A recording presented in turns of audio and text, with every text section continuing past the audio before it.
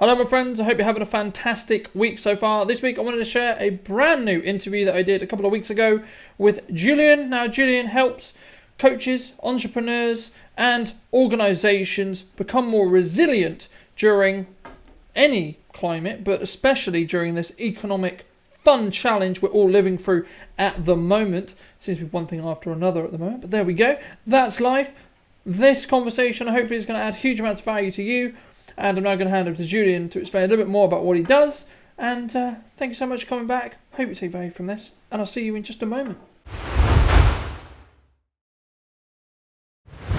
Hi there, I'm Julian Roberts. I'm an executive leadership coach. I help business owners and I help leaders and teams in organizations to become more resilient, develop that resilience skill using psychological strategies so that you get greater impact and long-term success with that. Thank you so much for the time, Julian. Really appreciate it.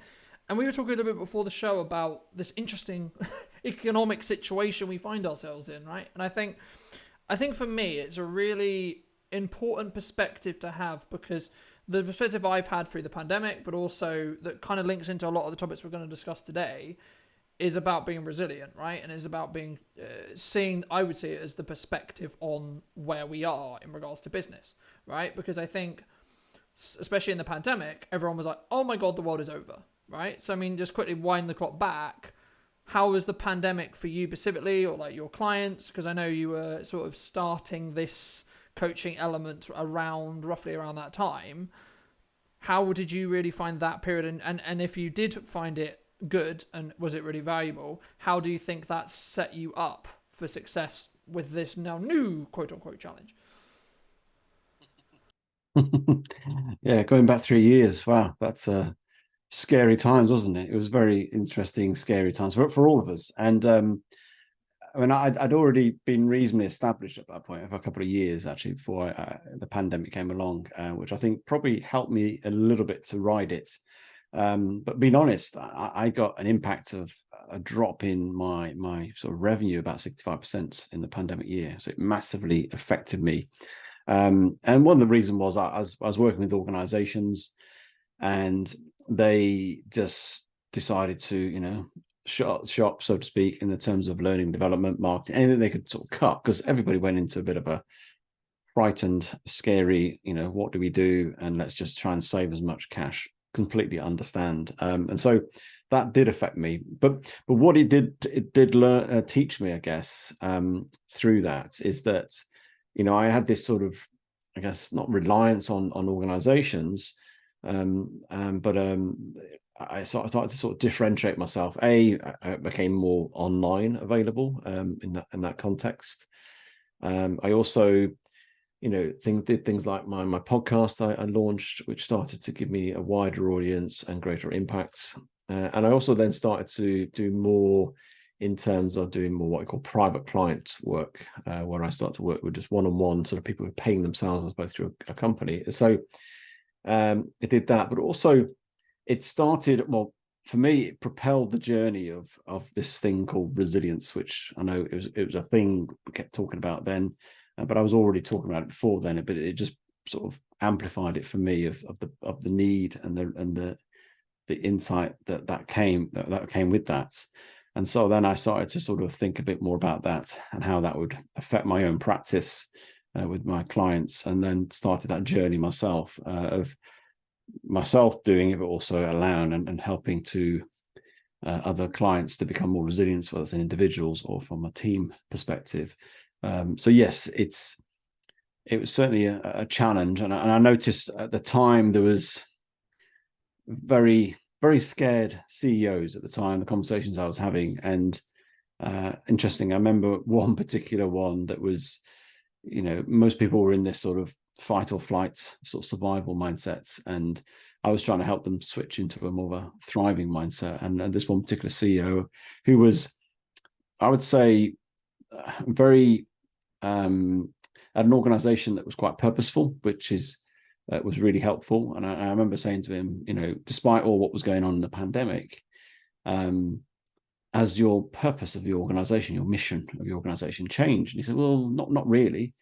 And I said, well, the only thing that's changed is the how and your timing, which helped him massively. Because then I said to him, well, go back to your team and then reiterate the whole sense of what your purpose is, what your mission is, and start to explore that and use it as a source of energy, inspiration, and creativity to how you might navigate out of this. And so he went back and he did that with his team, came back to me, and he said it was brilliant. They managed to think of different ways of working. He said it raised the sort of the gaze a little bit beyond the sort of where they were in the reality of right now, back to the future a bit more, and they got a bit more excited, and it was a real source of inspiration for them to move forward. And that was, for me, that start of really helping people in a difficult time and then becoming a bit more resilient as teams and organizations. And that's where my practice has grown since then. Thanks so much for sharing that story, because I think it's really important to give people context, right? Because for those businesses who are struggling, where I know there's some that are in the position where they're like, this is the first real challenge that they've had, right? Like, yes, we've kind of followed it on from COVID, but COVID was this kind of, I guess in some ways, unique scenario where we didn't really have an economic challenge at the time, because it was more this kind of like physical, can we actually go and work scenario. But now we're in a legitimate, like, I guess in some ways the more financial side of it, and which I know a lot of starting businesses, and when I started as well, had that issue as well. I mean, I guess the question comes there is like really basic level for those who don't know what resilience really means and how it really works in the respect of like why is it important? Like what do we mean when we talk about resilience? Would you say? My definition is, it's quite simply, it's that ability to be able to adapt, to recover and persevere. So the adaptation piece is really important, because I think people think it's just about being full of grit and determination, and there's an element of that. But actually, it's the key thing is the learning bit. So when you get knocked down, when you get taken out from a pandemic, cost of living crisis, whatever it may be, you'll have shocks in your system to various degrees of impact. Is before you get back up, what have you learned from that? What caused you to get knocked over? What caused you to sort of fall over or get stopped in your tracks? What was it? And can you do things differently? Can you create new ways of working, new processes? That to me is the learning piece. That's the adaptation piece and how you navigate around it. And so I think it's important to be able to do that. And then the ability to recover, when you do get knocked over, to get back up again, and have that ability to stand and take sort of stock, and get the right perspective, and that's where the whole thing about purpose really comes in, to really help you sort of recover and think, where are we going with this now? I've just been spinning around about, not entirely sure where I was going. And then the ability to keep persevering. So for me, that's what resilience is all about. And I think it's often forgotten that learning piece is really important, because otherwise you just end up putting your head against a brick wall that's still there. If it's still in the way, what can you step back? What can you learn? Can you think of different tools to overcome that wall, break it down, go around it, whatever it may be? That's the vital part of resilience for me. And I think that's a really important element. I just want to reiterate it because I think it's so important that when something happens, you get knocked down, etc. You need to actually analyze why you got knocked down in the first place, because otherwise, as you say, you're just going to jump up and get hit back down again, right? But I think it kind of leads on really nicely to this concept that we were referring to, and I don't like using the word quitting. I would more think about it as pivoting or changing or adapting, right? Or evolving, so to speak, right? But how do you kind of help facilitate that change? Because I know that's something that you have done with your clients before, but also I think it's really important right now for businesses to consider where their opportunities are to actually pivot and change into maybe a different service offering that they can either add or completely pivot and change into this. Actually, there's an opportunity here. Can we gauge that? Can we change that? Can we move forward in that perspective if there is a hurdle or a barrier with their traditional job, traditional service, traditional product line? Yeah, quitting has got such negative overtones, undertones. Every tone there is, it sounds really negative. Oh, you can't quit. You got to keep going. You've committed to do this, and I believe there's an element of that in life. But I think quitting is a is a process of learning as well. It's part of the process. It's another, you call it a tool, call it a way of working something out. I remember hearing, I don't know who it was actually, that's the greatest poker players in the world are the best quitters. They know when to fold. They know when to give up. They know when to just fold over their sort of cards and not carry on. So quitting in that context is a real positive thing. It's a real skill. It needs wisdom about it. And so I think it's important to take that stock and if something's just not working for whatever reason, is to, and if you've got a team around you, great, or advisors around you, try and work out why is it not working, what can you learn from the failure, because I think it's more about using failure or things not working really as feedback. It's more information that you were doing this strategy, whether that's a marketing strategy, a business development, whatever it may be, or a service offering, for whatever reason it's not working or not getting the results you anticipate, go through that sort of learning loop. And it may be that actually you need to tweak it, change it. And that could be, in some ways, you could call that minor quitting or stopping something, or actually you just need to stop doing it because it's just not being useful. But always find something else that will help you move forward in that context. So it's not standing still and doing nothing, it's thinking of something different. And I think that's the important thing. So I think quitting is part of the process of learning from the feedback you're getting from whatever you're trying to do. I think it's really important to listen to the market. I mean, a lot of conversations we're having with clients at the moment is like, okay, what's the data telling us, right? What's the market telling us in the respect to what to do? But a kind of a follow-on question I wanted to have, because there's kind of two sectors in the market for me at the moment, which is like people doubling down on their marketing and pushing harder with it in respect to either doing more volume or trying something new or actually spending more money on marketing, which is slightly odd to say when you consider that what most people do in a recessionary period or contraction period of the economy is the marketing budget is the one that disappears first, right? Because it's perceived as a soft budget. And or, as I say, there is those companies who are, doing that. They're pulling back on marketing. They're pulling those budgets to just hold cost, right? What have you either personally done or what have you seen your clients be doing? Because for me, there's kind of an alarm bell that kind of rings, because if your marketing was actually working for you and actually was likely to make you money, then you surely should be doubling down on it, right? You should be doing more of it, not retracting. I agree, and I think it's an easy option to go, oh, we'll get rid of that marketing budget. It doesn't work, or it's an easy target, because then if it's easy to go, was it really doing anything for you? And I think that's the important question: is if it's doing something and delivering, then you'd be a little bit more cautious about just getting rid of it. But if you quite easy just get rid of it, it's like, well, is it just a nice to do? And I think sometimes there's a perception, you probably find it, and I've seen it in organizations I've worked in, that marketing can be perceived as a nice to do thing. And oh yeah, that's a nice thing to do. I've got to do some marketing. That's what I've been told to do. I have my marketing plan, I have my sales plan and everything else. And so I think the key thing is, if it's not really doing anything or you're not perceived or anything, as you're not measuring it, then why are you even doing it in the first place, to be honest? So that's important. And I think the pandemic was quite clear of those organizations that continued to be visible, because marketing is an element of visibility, and there's different ways of doing that, are the ones that probably, and I don't know any facts, but I'm sure there is, they probably succeeded the best or came out of it stronger.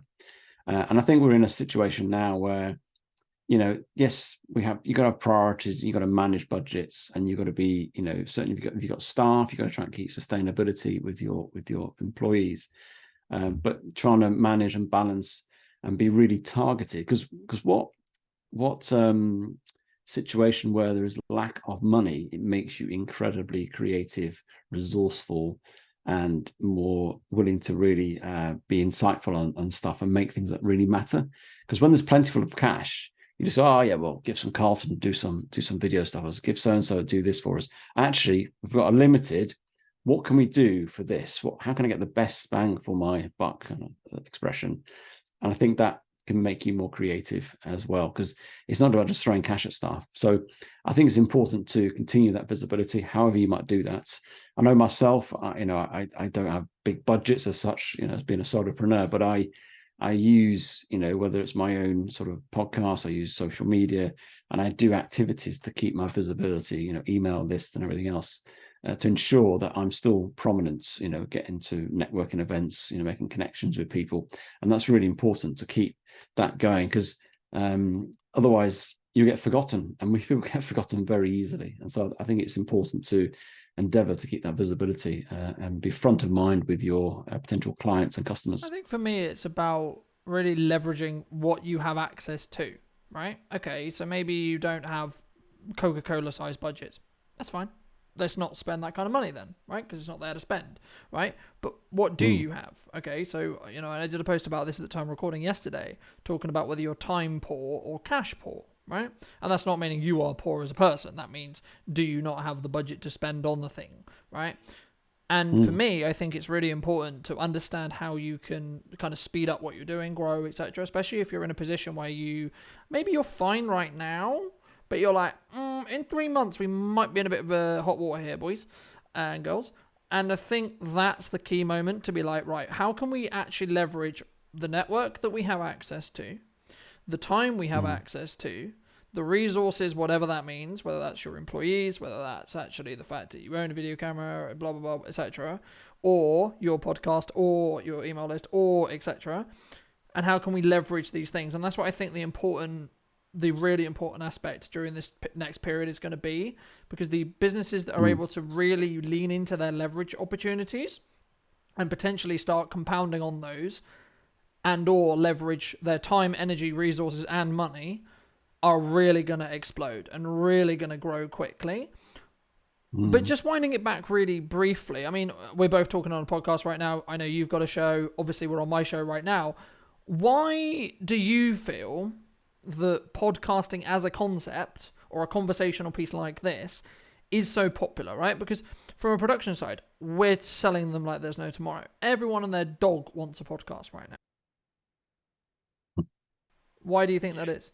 Yeah, no, it's and I got into it on the back of trying to help people that way. I didn't go on the back of, I'm going to do it because that's what you do. You write a book, you do a podcast, and the marketing tools. And my sort of way in was I wanted to help organizations, and that was the premise of it. And that's quite important to have that sort of clear why and purpose, really, I think, to get the sustainability. Because despite how good you might think you are, you might not be getting the thousands or millions of downloads of bigger podcasts that are out there. But it's not about that.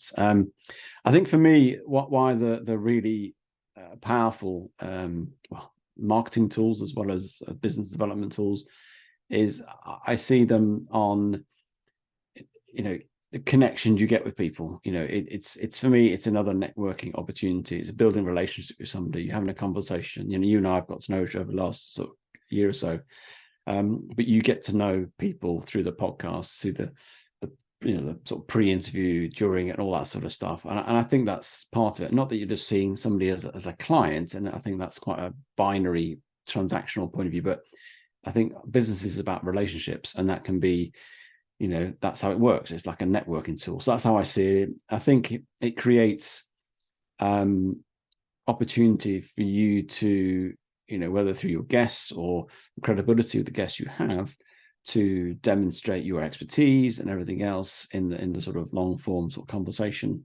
And people just get to know you a little bit better, and they hear things that perhaps they wouldn't hear of an ordinary in a short conversation. So for me, it's that powerful sort of relationship builder. And obviously then you can take it from a marketing point of view, do all the sort of cutting it up, splicing it, and sending it out there. And it just gives another way into you. And I found myself, it's just created a real positive persona of what you do. I talk a lot about, resilience and helping organizations thrive, which my podcast is called.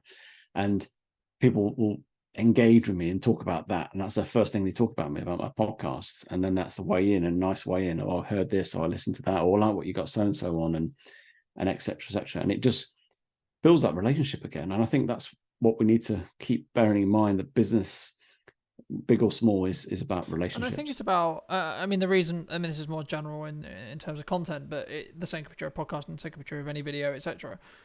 I think it's actually about building trust across a period of time, right? Now, obviously, the more content you have, the more likely and the quicker that you can build trust. Like, I'll give you a very quick context example. At the time of recording, I've just filmed a related event at the new office that I've moved to recently, that was run by Wiltshire Council.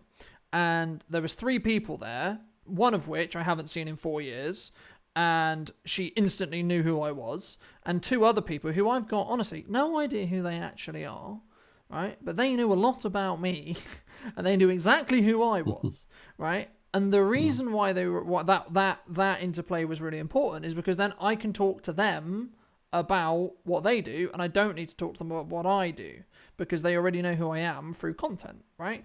And building reputation. And that's what we're talking about here, right? Everything that I discuss when I talk in content about brand building is actually about reputation scaling, right? It's about taking what you're good at and known as, and marketing, when it's done right, is giving your reputation a megaphone. That's all it is, right? But that also works the other way around, right? So if you've got a bad reputation, touch wood, right? Fix your reputation before you do lots of marketing. Because what will happen if you have a bad reputation is you just amplify the fact that you've got a bad reputation, right? But I think for me, and that doesn't mean you don't have bad clients and things don't work out, right? That's not what I'm saying. It's about understanding that that's the point of where you come from. And then all you're going to do is exponentially grow that message and that thought process. And for me, I think there's been a really interesting shift, and there's going to be a really interesting shift because, as we've kind of alluded to, we're in an attention economy in regards to, if I can gain your attention, it's very likely we're going to build trust together, which in turn means when you need video or when you need exec coaching, you're probably going to choose either of us to work together, right? Because of that trust build, because of that brand perception. But I think what's going to happen soon, and I've kind of alluded to this in other content as well, is this value-led attention metric. Because what I'm personally seeing on social media at the moment is a lot of low value, and that's very subjective, but like it's very selly in the respect to how it's operating, in the respect to the content's being used as a sales tool. There's nothing wrong with that, but it's too much. There's too much of that. Now and again, it's fine to do, but you're not thinking longer term enough, though the people I'm seeing doing it. I mean, what would you say that balance should be, right? Because obviously we're all here to make money. We're in profit businesses. So yes, of course we're here to make money. But how do you balance it with your marketing? Because I personally, I've found I've kind of turned off a couple of people just because they're a bit too, hey, come and buy my thing. Hey, come and buy my thing recently. Yeah, I think you don't need to do anything about come buy my thing. I don't think it's about that. I think for me, I've learned, and certainly in the last probably more 18 months, I've sort of switched my focus. I've come from a sales background, and I used to sort of approach clients with a little bit of that mindset of a sales, thinking, right, okay, how can I get this in the bag and that type of thing. And that's quite binary, and unfortunately when you have that intent, people can feel that, they can feel you're just after them as a client and to get some money out of them, and it doesn't go well generally. And you can use sales skills, and people are really good at that. And I switched my focus, and this is the same with my marketing and all what I do is, and it sounds very cliche, but it's how can I generally help this person, how can I serve them in a way that will make their lives better from my skill, my service that I do.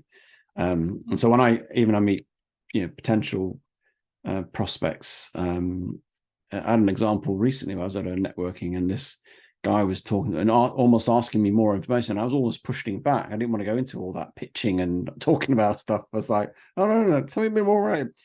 And he said, no, I really want you to sort of tell me what goes on and how do you do it and the costs and everything. And I was like, I'm almost pushing back, really, which is slightly anti-selling, but it works. But so I genuinely have this sort of mindset when I go into a conversation, and this is the same with whatever I put out there. I try to anyway. Is how can I help people? How can I serve them? And it serves me well. And then I see things better. I see genuinely I can serve them. My language, my tone, my approach, the whole subconscious comes across as this guy's just trying to help. And then they go, oh, yeah, you can help me. And then they know, by the way, that will cost you Okay, thank you very much. Brilliant. The cost bit is just the end bit. Obviously we need to be paid. That's important.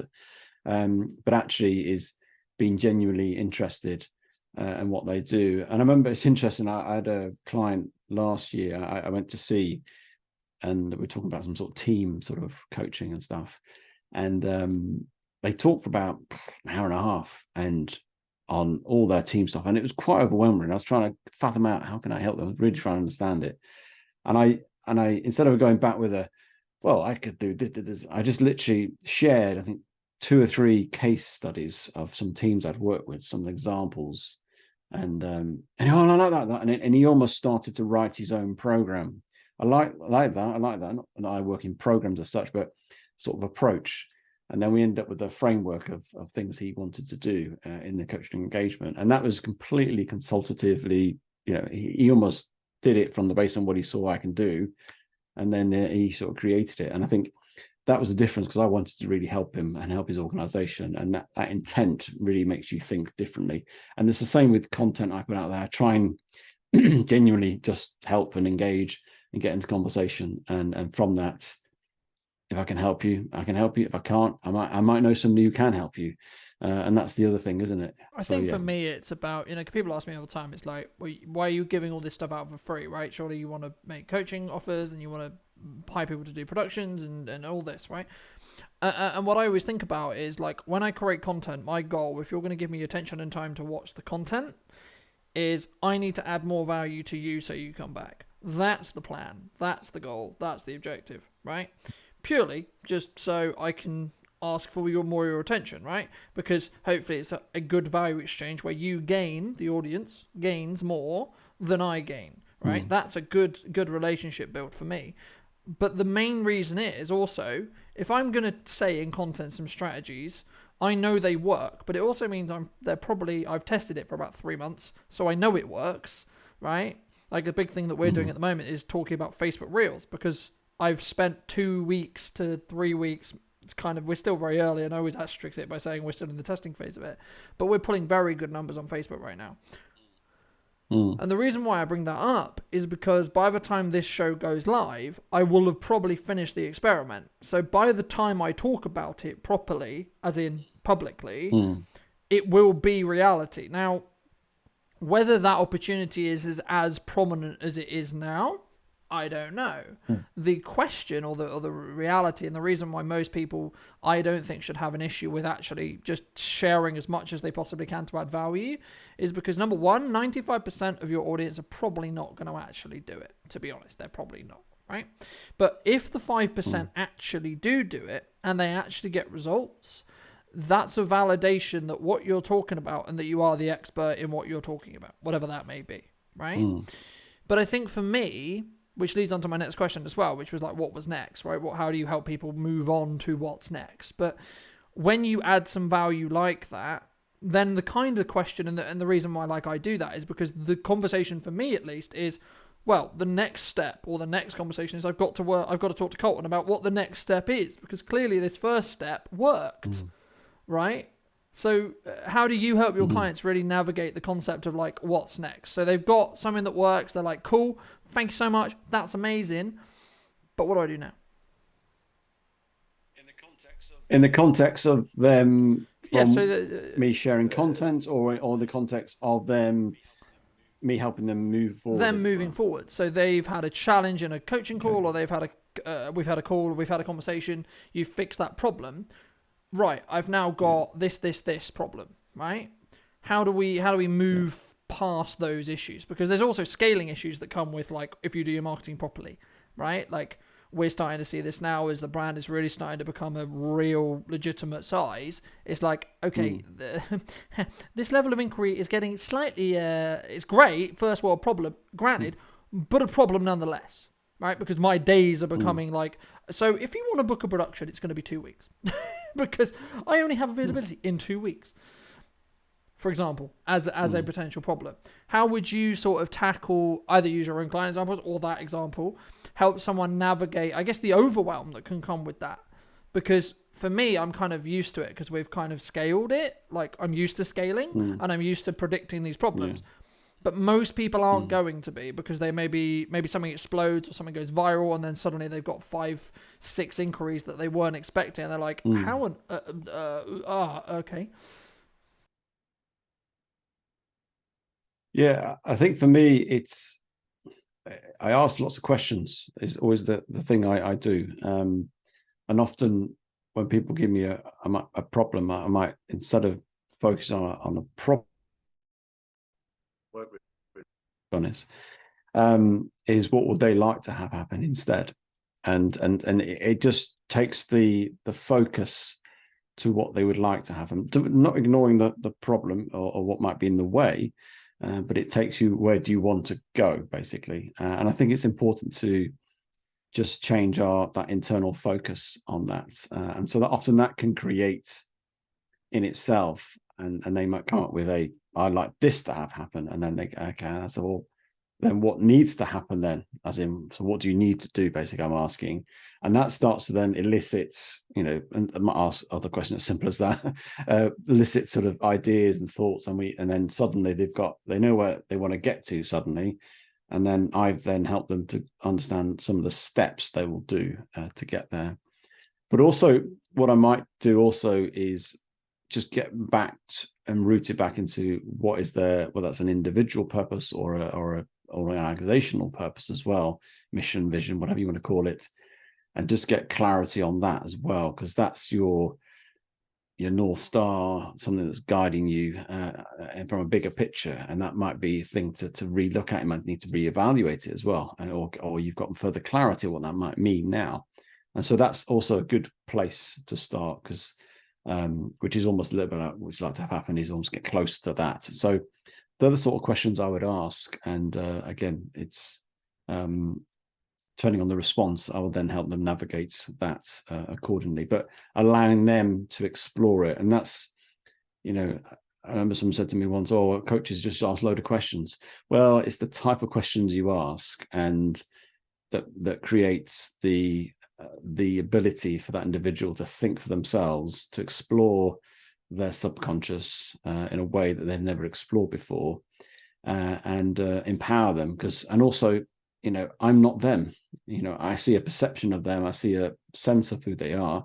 They know themselves better in terms of what they're going through, what they're seeing, what they're feeling, and also they're going to live with it after the conversation. And so that's why it's important to get those questions to elicit that. Yes, sometimes I might sort of not tell people, but bring some more educational aspects to the coaching conversation, but predominantly is asking questions that will elicit that, and then causing them to a place where they get motivated from themselves to act on the next steps. Yeah, I agree. I really synergize with a lot of that. But as an additional step as well, I think for me, part of one's job as a coach is also to break it down into manageable chunks for the client, right? To remove that overwhelm. Because what does overwhelm come from, right? Fundamentally, it comes from, oh my God, I've got all these things to do and I don't know how I'm going to do them, right?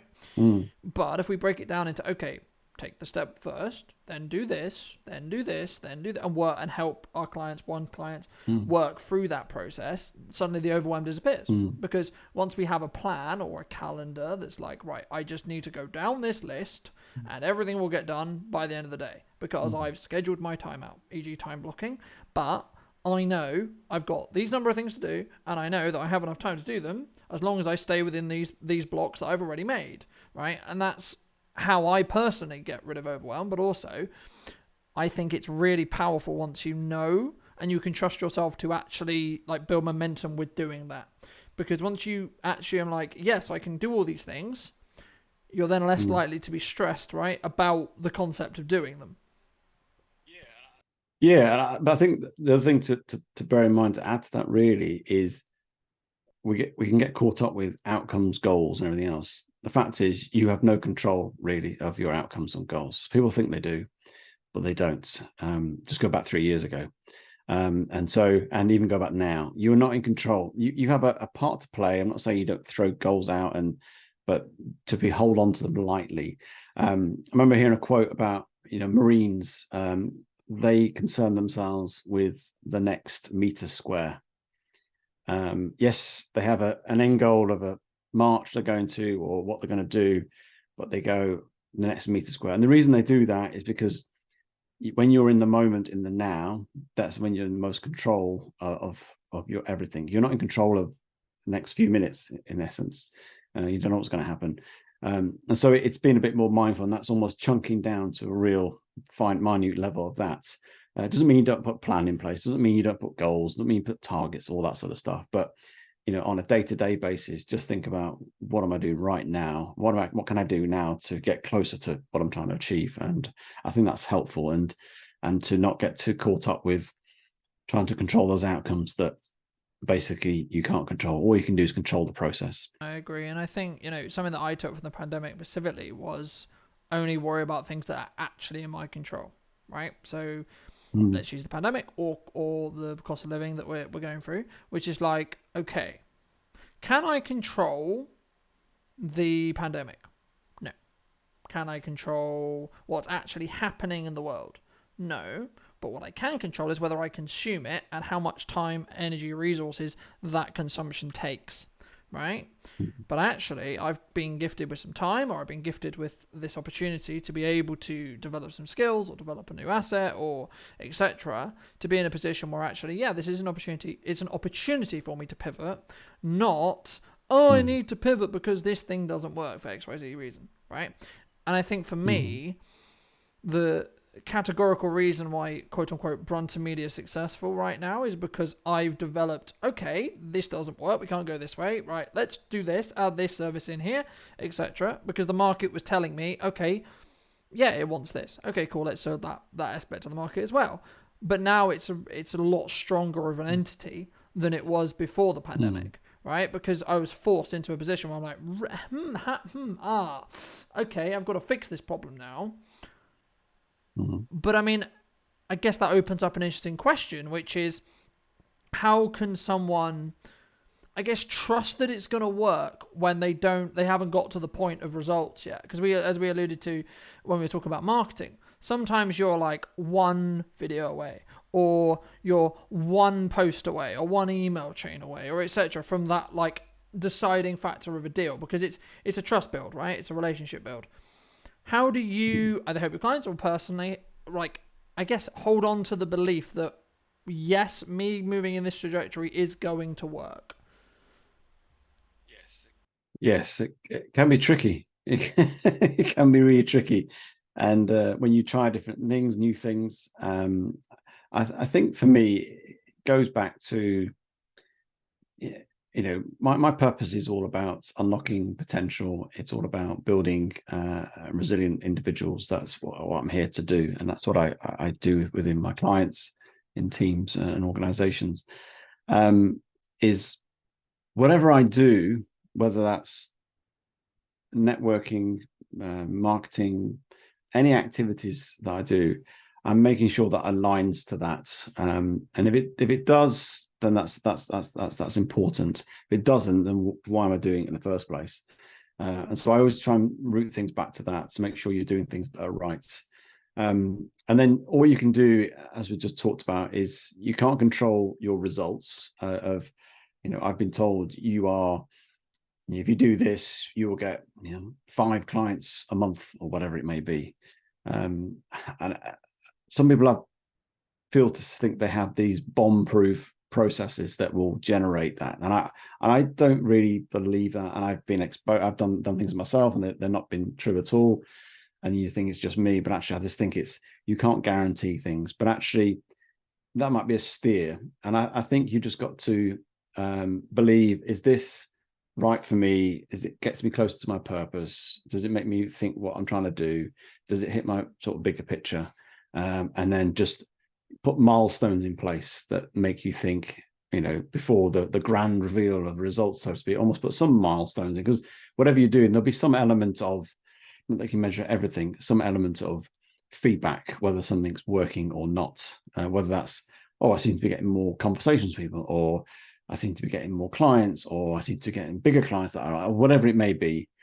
just put some very sort of, I say, loose measures in place. And I think it's having almost, again, go back to breaking it down really, rather than looking for the grand results. So, and then just trust that process. But there comes a point when, you've got to make some decisions of whether this is the right thing for you. And it goes back to that whole learning loop stroke quitting strategy of actually, I'm going to try something different here, or I'm not going to do that. I'm going to do this, whatever it may be. So it's there's an element of trust in these things, and whether you're using somebody else's service or something you're doing, just trust that sort of process. And there's a period of time, and it's interesting what you were just saying before about, I think people forget also is, I think what you sort of demonstrate is that consistency as well. I think it's important to be consistent, and that doesn't mean just doing the same thing. It's been consistent in message, consistent in behavior, consistent in pace, and everything you do, who you are as a brand.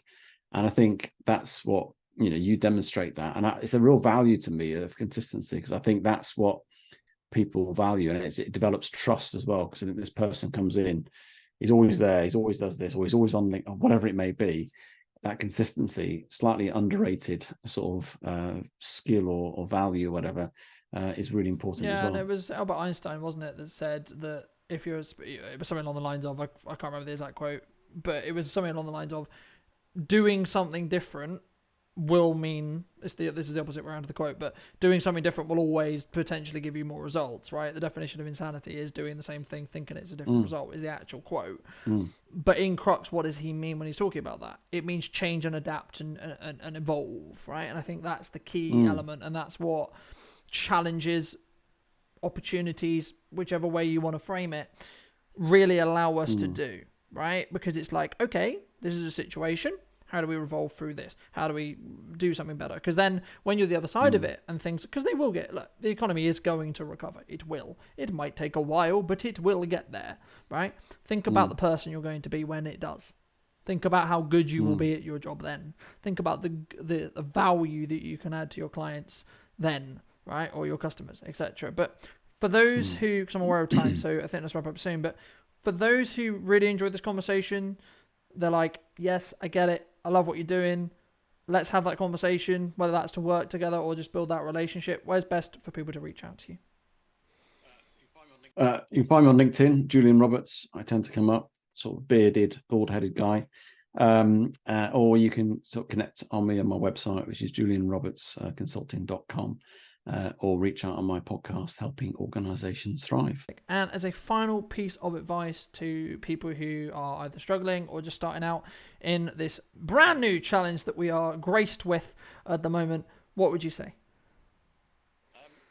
One of the things I'm really struck by, really, is I've learned in the last couple of years is the value of practicing gratitude. And it sounds a really sort of trite little thing to say, but the reason I talk about it and I like it, it has real physiological impacts on your body. So when you are thankful, when you are grateful on a daily basis, you increase your dopamine and your serotonin levels, which effectively makes you feel good. And when you feel good and your mood goes up, you start to see things more positively, and start to see the good in things, and start to think, oh, that's interesting, the possibilities. And I think if we have a bit more of that in us, we have this natural negative bias in all of us, and we need to sometimes shift it. And it starts on a daily basis, first thing in the morning, do a bit of gratitude, however you do it. You can do journaling, or what are 3 things you're grateful for today. It literally does work, and there's a physiological evidence, science behind this, and you'll start to feel good, see things differently, see the possibilities, and suddenly you go, wow, things are different this today. So that would be me, and that's, and with that, control what you also take in from a news perspective as well. Thank you so much for joining me once again, ladies and gentlemen. I hope you took value from this interview. If you did, make sure to be subscribed to the channel. Make sure to leave me a comment on some of the pain points and issues you may be running into at the moment, and we can see if we can create some content to help facilitate those answers for you. Thank you ever so much for joining me once again, and I'll see you very, very soon.